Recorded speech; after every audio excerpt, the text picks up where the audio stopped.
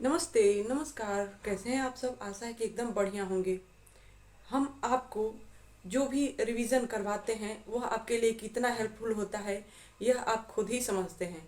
लेकिन यह जो है, हम आज की क्लास में आपके लिए जो एक विशेष प्रश्न पत्र लाए हैं वह आपके लिए बहुत ही जो है केयरफुल होकर के इसको आपको देखना होगा। पूरी तरह से इसको ध्यान दे करके आप देखें, क्योंकि इस एक भी प्रश्न इनमें से छूटना नहीं चाहिए, क्योंकि ये सभी प्रश्न जो है एक विशेष क्वेश्चन पेपर से मुझे मिले हैं, इसलिए मैंने सोचा कि मैं आपसे भी शेयर कर दूं। तो यह जो है महत्वपूर्ण प्रश्न हैं, उनके प्रारूप क्या है देखें। सबसे पहले हैं कुछ प्रश्न जिन जो सर्वनाम से संबंधित हैं, कुछ एकार्थक शब्द से संबंधित हैं, कुछ मुहावरे और लोकोक्ति से संबंधित हैं, और कुछ समास और कुछ क्रिया से।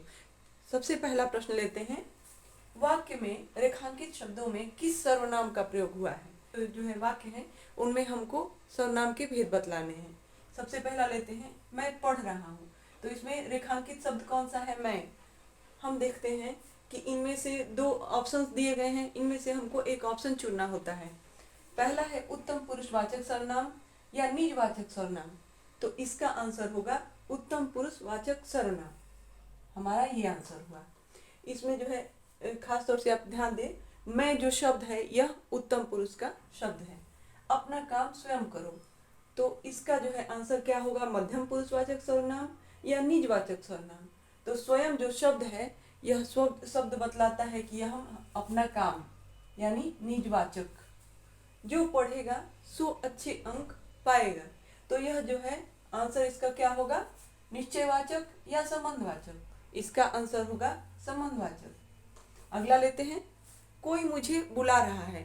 तो यह जो है इस वाक्य से हम देखते हैं कि कोई जो शब्द है इसमें अनिश्चय का भाव है या पुरुषवाचक सर्वनाम है। तो इसका आंसर है अनिश्चयवाचक सर्वनाम। क्रिया का मूल रूप कहलाता है। यह क्वेश्चन जो है आप ध्यान दें, इसमें आंसर क्या है? धातु या काल। तो क्रिया का जो मूल रूप होता है, प्रयोग से पहले जो उसका रूप होता है उसको बोलते हैं धातु। अगला लेते हैं, दो या दो से अधिक शब्दों को संक्षिप्त कर देना। इस वाक्य पे आप विशेष रूप से ध्यान दें, दो या दो से अधिक शब्दों को संक्षिप्त कर देना कहलाता है। क्या कहलाता है? समासिक पद या समास। तो जब संक्षिप्त हम कर देते हैं किसी भी वाक्य के शब्दों को, तो उस संक्षिप्तीकरण की प्रक्रिया को बोलते हैं समास। अगला लेते हैं, दो या दो से अधिक शब्द जब संक्षिप्त हो जाते हैं, यानी मिलकर जब संक्षिप्त हो गए, तो उन्हें कहते हैं समस्त पद कहते हैं या समास कहते हैं। तो जो संक्षिप्त करने की प्रक्रिया जो होती है उसको समास बोला जाता है, जबकि संक्षिप्त होकर के जो रूप बनता है, नया रूप, उस रूप को क्या बोलते हैं? समस्त पद। ठीक। अगला लेते हैं, समासिक पद का विग्रह कहलाता है। विग्रह का मतलब होता है अलग करना। तो समासिक पद का विग्रह क्या कहलाता है? समास विग्रह या समस्त पद। तो इसका आंसर है समास विग्रह। ठीक है, हम आपको बताएं कि समासिक पद जो है समस्त पद का ही दूसरा नाम है। ओके, अगला प्रश्न लेते हैं। व्याकरण में जब भी हम एकार्थक शब्द पढ़ रहे होते हैं तो उसमें दो तरह के विभाग होते हैं। एक पहला होता है एकार्थक शब्द और दूसरा होता है एकार्थक प्रतीत होने वाले शब्द। तो इन दोनों में विशेष अंतर क्या है, इसको हम क्लास में आगे समझेंगे। सबसे पहले जो है बच्चों को पसंद आने वाले मुहावरे और लोकोक्तियों से संबंधित जो महत्वपूर्ण प्रश्न हैं उनको जानेंगे। ठीक है, ये प्रश्न जो है बहुत बार पूछे गए हैं, इसलिए हमको ध्यान देना है। आगे बढ़ते हैं। निम्नलिखित वाक्यों में हमें अर्थ बताने हैं। ठीक है, तो गले का हार होना का अर्थ होता है बहुत प्यारा होना। वाक्य में प्रयोग करें तो मोदी जी भाजपा के गले के हार हैं। भाजपा यानी भारतीय जनता पार्टी।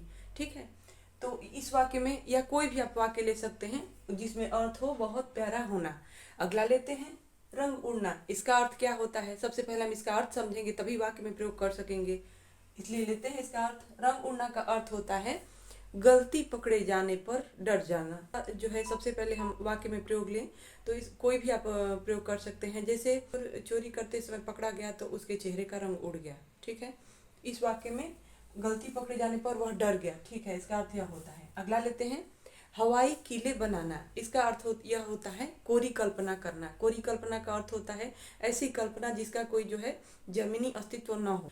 मेरा दोस्त केवल हवाई किले बनाता रहता है। ठीक है, यानी हवाई किले बनाता रहता है, इसका अर्थ यह होता है कि वह केवल झूठी कल्पना करता है। ठीक है, अगला लेते हैं, थोथा चना बाजे घना। तो इसका अर्थ यह होता है कि तुच्छ व्यक्ति जो है दिखावा ज्यादा करते हैं। वाक्य में प्रयोग लेते हैं, उसका तो हाल यही है, थोथा चना बाजे घना। कोई भी वाक्य आप ले सकते हैं। अगला लेते हैं, गांठ बांधना। गांठ बांधना का अर्थ होता है अच्छी तरह याद रखना, जैसे मैंने उसकी बात गांठ बांध ली। ठीक है, अगला लेते हैं, नाको चने चबाना, या ये भी हो सकता है नाको चने चबवाना।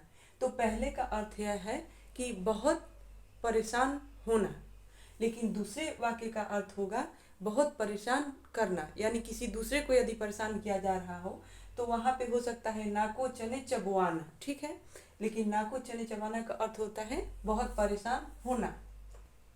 निम्नांकित वाक्यों के क्या अर्थ हैं? अगले प्रश्न में कुछ जो है नीचे दिए गए हैं वाक्य, उनको हम देखते हैं। एक अकेला 2-11 का अर्थ होता है संगठन में बल होता है या एकता में शक्ति होती है। जंगल में मोर नाचा किसने देखा? तो इसका अर्थ यह है कि यदि आपके पास कोई योग्यता है और उसकी कोई उपयोगिता नहीं है तो उसका कोई महत्व नहीं है। अगला लेते हैं, आप भले तो जग भला। इसका अर्थ है अच्छे लोगों को सभी अच्छे लगते हैं। अगला लेते हैं, घर का भेदी लंका ढाए। तो इसका अर्थ यह होता है आपसी फूट से नुकसान होता है या विनाश होता है। अगला महत्वपूर्ण प्रश्न कौन सा है, चलिए देखते हैं। सबसे पहले हम समझ लेते हैं कि एकार्थक और एकार्थक प्रतीत होने वाले शब्द में अंतर क्या है। अंतर यह है कि एकार्थक शब्द जो होते हैं वह वाक्य में यदि प्रयुक्त हों तो उनका एक ही अर्थ होता है, लेकिन एकार्थक प्रतीत होने वाले शब्द वे शब्द हैं जो वाक्य में प्रयोग करते समय संदेह होता है। 2 शब्द होते हैं, उनमें से किस शब्द का प्रयोग करना ज्यादा उपयुक्त रहेगा।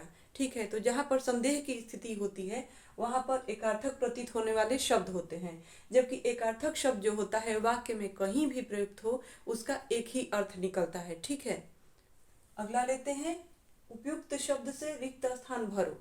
तो इसमें जो है कुछ महत्वपूर्ण शब्द दिए गए हैं, एकार्थक प्रतीत होने वाले शब्द, उनको आप ध्यान से देखें। ठीक है, ये बहुत इंपॉर्टेंट है। पशु पक्षियों पर क्या करनी चाहिए, दया या कृपा? ठीक है, तो हम देखते हैं कि दया का अर्थ क्या होता है, पहले हम ये समझ लेते हैं। अगला वाक्य लेते हैं, नौकर ने बर्तन टूटने पर प्रकट किया शोक या खेद। तो सबसे पहले हम समझते हैं शोक और खेद के अर्थ में क्या अंतर है। शोक का अर्थ होता है किसी की मृत्यु पे दुख जताना, दुख व्यक्त करना। किसी की मृत्यु पे जब हम दुख व्यक्त करते हैं तो उसको बोलते हैं शोक, जबकि कोई गलती होने पर यदि हम दुख व्यक्त करते हैं तो उसको बोलते हैं खेद। तो यहाँ पे क्या है, बर्तन टूटा है तो हमें क्या करना है, खेद प्रकट करना है। अटल बिहारी वाजपेयी के खाली स्थान जो है मृत्यु या निधन, शोक व्यक्त किया गया। ठीक है, तो हम देखते हैं कि अटल बिहारी वाजपेयी जो है एक जो है प्रसिद्ध नेता थे।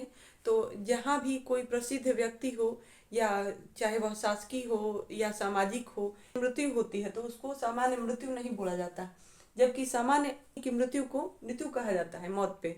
लेकिन यदि कोई खास व्यक्ति है, यदि उसकी मृत्यु होती है तो उसको बोला जाता है निधन। ठीक है, तो निधन पर शोक व्यक्त किया गया। ठीक है, अगला लेते हैं, टाइगर रिजर्व वन में बाघों को मारना है क्या है, अपराध या पाप? तो हम बताएं, पाप होता है यदि किसी धार्मिक कार्य के प्रति जो है हम कोई गलतियां करते हैं तो उसको बोलते हैं पाप, जबकि यहाँ पे है बाघों को मारना। तो यदि हम शासन संबंधी कोई गलतियां करते हैं तो को बोलते हैं अपराध। तो यहाँ पे क्या होगा, बाघों को मारना क्या है, अपराध। युवाओं ने बिहार शिक्षक भर्ती हेतु आवेदन दिए कि निवेदन दिए? का अर्थ हम लेते हैं, किसी संस्थान विशेष द्वारा अपना कार्य करवाने के लिए, चाहे वह नौकरी हो, अवकाश हो या कोई और खास बात हो, तो या वो शासकीय संस्था हो या कोई सामाजिक संस्था हो, यदि अपना कार्य करवाने के लिए हम अपने विचारों को लिखित रूप दे करके और उनके सामने प्रकट करते हैं तो उसे बोलते हैं आवेदन।